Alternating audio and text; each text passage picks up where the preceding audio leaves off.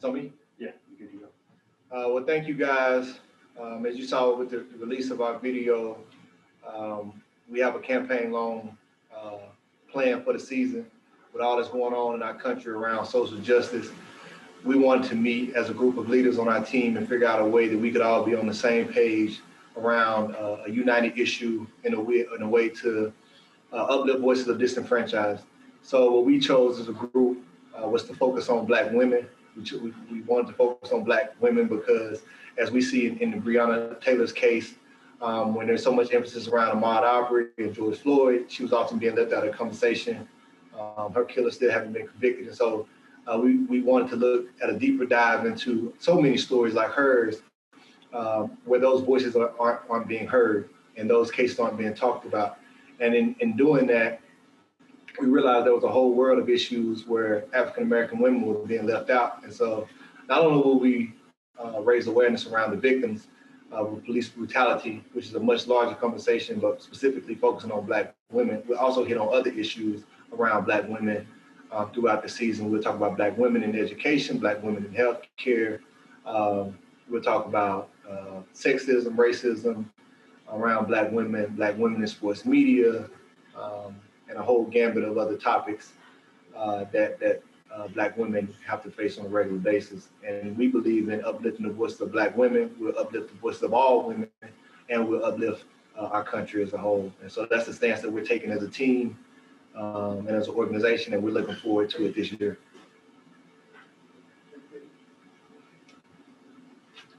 All right, our first question's from Andrew Doak. Hey guys, good to see y'all. If you guys have something planned for Sunday, don't want you to spoil the surprise or anything like that, but we saw like last night with the Chiefs Texans, they did like a unity circle. You guys have anything in the works, maybe even with Tampa Bay or anything like that y'all are planning to do pregame that maybe people could expect? Yeah, so we'll have a series. We'll have a series of different things planned. As you'll see a video, we have specific game day video presentation that we'll play inside the stadium. Without fans, we'll be rolling out a different way out on TV.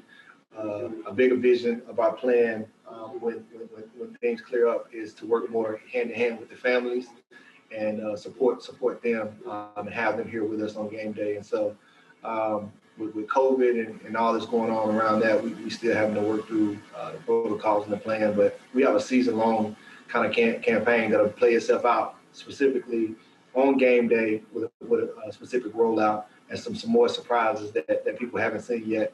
And also we'll have weekly conversations and dialogue around these topics affecting Black women, where we'll have players sitting down with experts in these fields and Black women talking about these issues.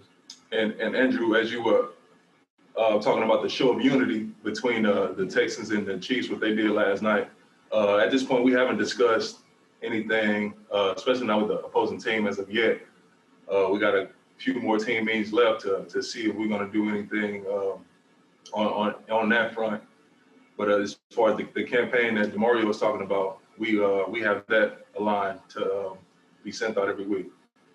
And quick follow-up, if I could, for both of you guys. Do you think some of these uncomfortable conversations, if you want to call them that, for lack of a better term, do you think having some of those conversations head on with, people of every different background and race within your own locker room has led to a cohesiveness that's been real beneficial that maybe you didn't always expect it could lead to that type of great progress, just from personal experience?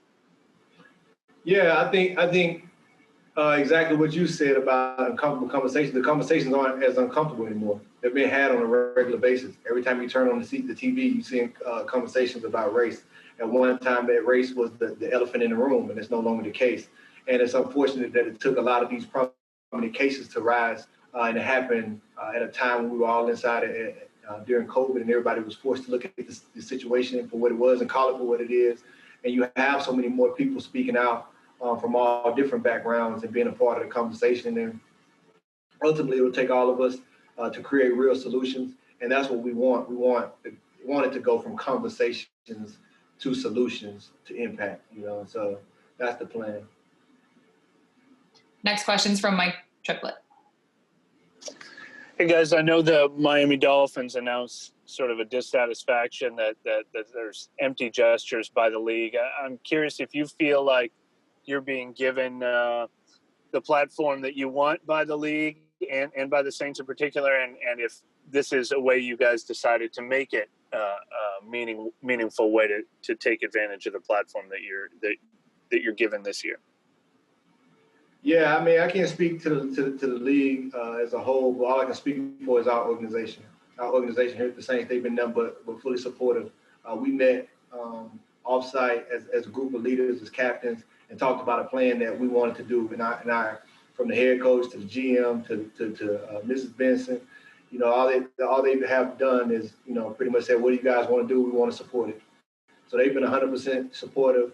This is a player-led campaign. The organization has fully backed us, you know, trying to find ways to amplify it on the platform, finding ways and resources that we can connect in the community. And that's really what you need for change. You need everybody. You need corporate, you need players, you need the community, you need everybody that has resources to come together and try to find to create change. And it's definitely a blessing to be a part of an organization such as this that supports the players and their aspirations and vision and really supports the community and wants change. And I think if we can, that's what ultimately we want to be, is we want to be an example or a light as an organization to others that they can just take it and replicate. Next question's from Amy Just. Yeah, two-parter. Have y'all spoken with Breonna Taylor's family about any of your initiatives? And then two, specific to Demario, I know that you went around the country when, I mean, protests are still happening, but earlier in protests this year, with those conversations that you had with local leaders, did any of those conversations, I guess, help you in creating or coming together with your teammates for this initiative for the season? So to answer the first question, we are working with AAPF, African American Policy Forum, I think is the proper title for them. They are responsible for creating hashtag Say Her Name. So we are aligned with them. They were already, that's one of the biggest pioneers to bringing these cases to light. And so they'll have us in connection with all these families. They'll be helping us pick through which families we'll be working with, such as Breonna Taylor, connecting us with those families so that we have a good streamline of communication. And they've been great. Also, we've been working with the WNBA, who they've been a big part of this movement, and especially the voice of amplifying the voice of Black women. And so working with them has been another good resource for us. I think in regards to me traveling around the country, where you have a great group of guys who've been involved in the community. You got guys like Terron, who's doing his own foundation in this community. You got Malcolm, you know, of course, who's been active in social justice, and a leader in the social justice realm. Drew, who's always been great in the community and has grown even more in the Black community as of recent. And so you got a bunch of guys, Thomas Morstead, Craig. And so Cam, Jordan, Alvin, Kamara, these are all the leaders that came together. So when you got a group of guys that have worked so hard in the community, and then something hits that we all care about, all those minds are coming together. So this was a collective effort. This was a group of minds that thought about different ways that we could come together and do something as a team.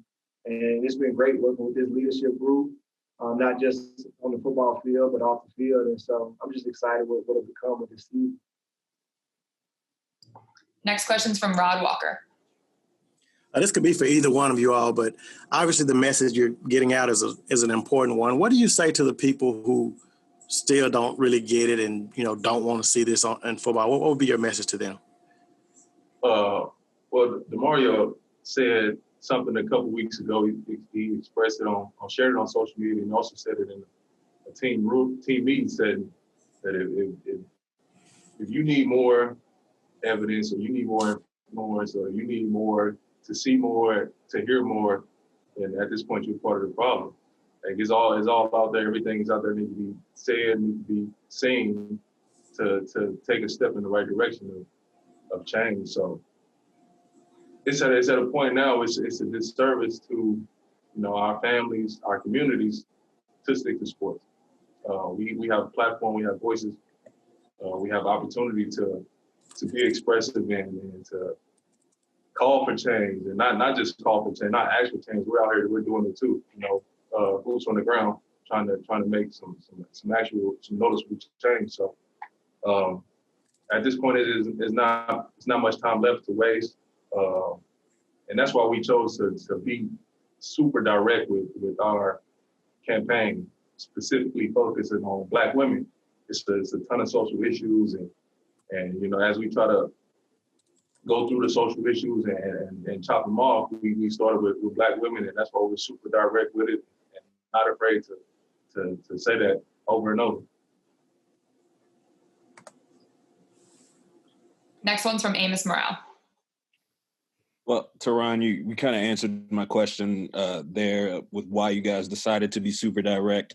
I guess just was it difficult to hone in on that because there are so many different issues that you guys could have chosen to focus on? Yeah, and it was a series of conversations. A lot of minds. Everyone putting their input, everyone voicing opinions, and ultimately, it just seemed like. Not just seem like it's prominent that Black women are continually overlooked and left out, not spoken for. So we definitely had to take a step to change that and bring that to the forefront.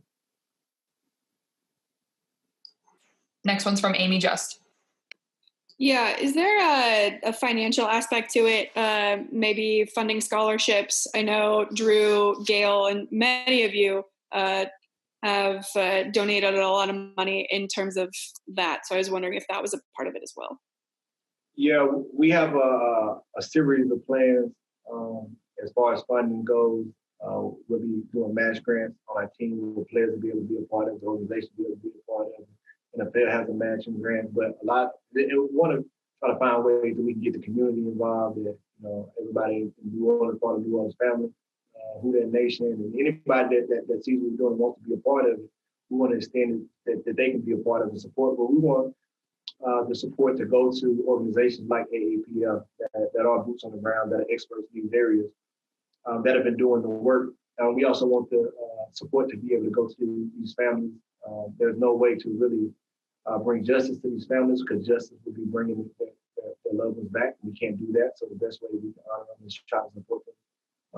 Whether that's financially, whether that's having be around us, whether that's demanding justice in the courtroom for their families, things of that nature. And so those are some of the plans that we have in place, and you'll hear more as the plan is rolled out throughout the season. Thanks. Next question's from Nick Underhill. You guys kind of already touched on this a little bit, but just, the commitment of time and keeping it an ongoing conversation and just making sure it doesn't fade away through the season. Why was it important to do it that way instead of just like maybe putting some money on something?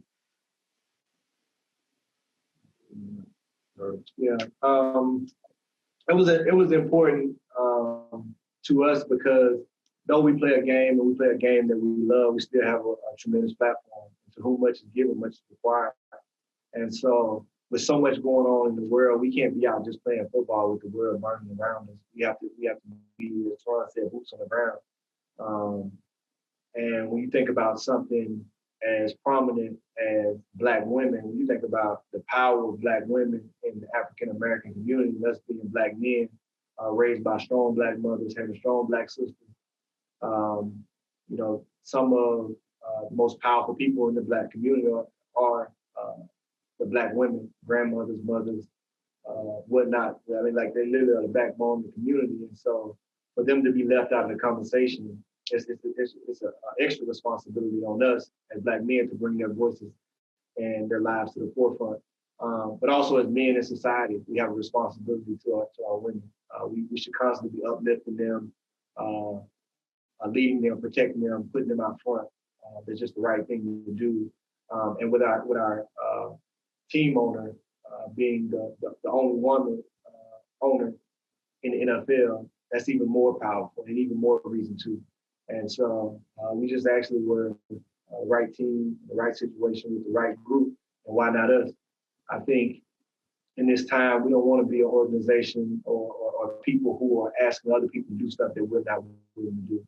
And so I think the best way to bring change is to be the change, and that's what we're trying to do.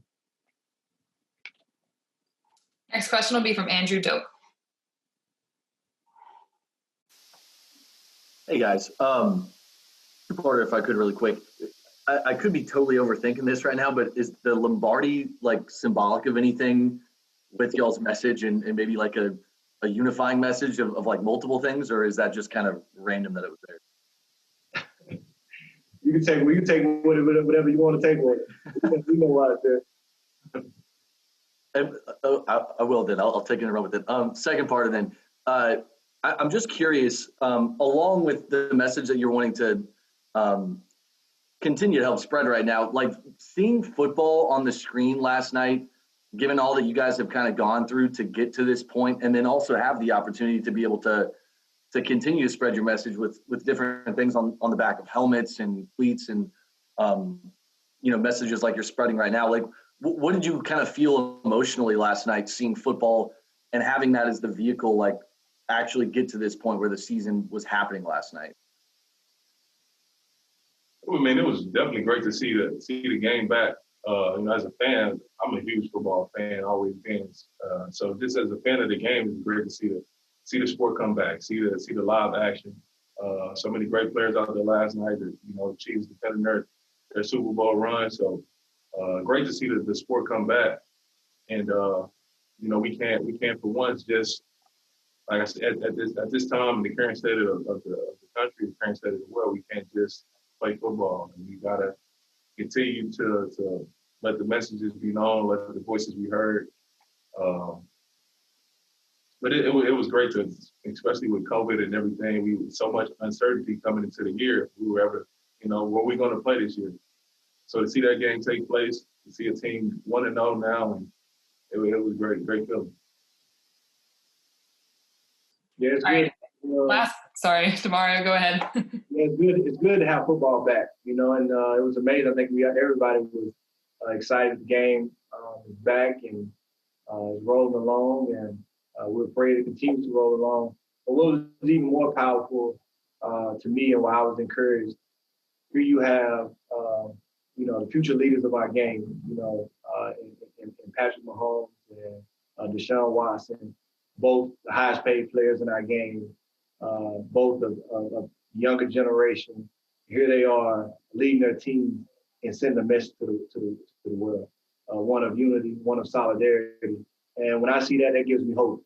It gives me hope that the future is in good hands. Because those are the leaders of our game. Look at them, though they're young, those are the future leaders. That's who the game is going to be left. It's going to be left in their hands, and they're doing right with it, and they're being responsible. And you got Miami sending a strong message. We got our team sending a strong message. I'm sure you'll see a lot of other teams, doing stuff. But it's just like Terron said. We can't just stick to sports with so much going on in our world, and that's a lot of us being from these communities. And so many of us knowing what the right thing to do is. When you know right, you got to do right. I think that's all that everybody's trying to do right now. Thanks, fellas. Appreciate y'all. All right, last question is going to be from Jared Joseph. Guys, I kind of touched on it a little bit in regards to just having prominent athletes in your own sport, but just what's the benefit, or how do you feel now that this sports environment is so open to having these dialogues and giving you the platforms that you have this on being able to take advantage of for justice and helping those that are disenfranchised? It cut out on us. Oh, I'm sorry. Just saying again, how does it feel to finally have your platforms be so open to allowing you to deliver these messages after several years of having that struggle?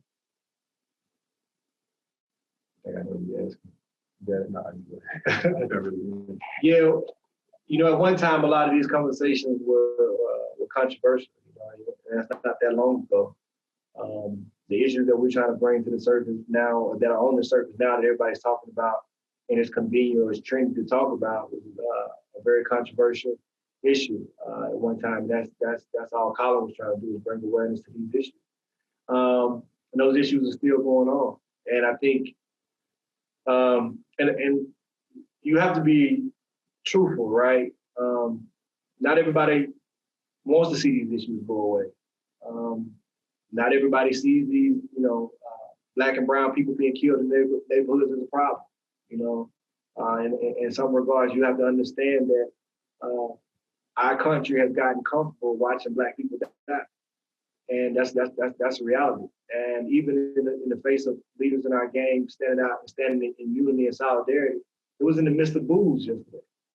And so we have to be honest about the conversation. I think players are standing up and standing strong. We're not saying we're going to change the world. We're not saying that. All we're saying is we're not going anywhere. We're not going to remain silent. We're not going to go away. We're not going to stop bringing these issues to the forefront. And I think that's the resiliency that you see in everybody being that's a part of the fight. And I would want everybody from every community to be a part of that. Don't go away. Don't stop speaking up. Don't stop telling your family members the truth. Don't stop demanding more of your friends and your peers. Everybody has to be a part of the solution. And until that happens, we won't have change. But I'm encouraged that so many people are coming to the front and not going away and not remaining silent, because it's definitely forcing change in our country. All right. Thank you, guys. Thank you. Thanks, everyone. Thanks, guys. Appreciate it. Appreciate you guys.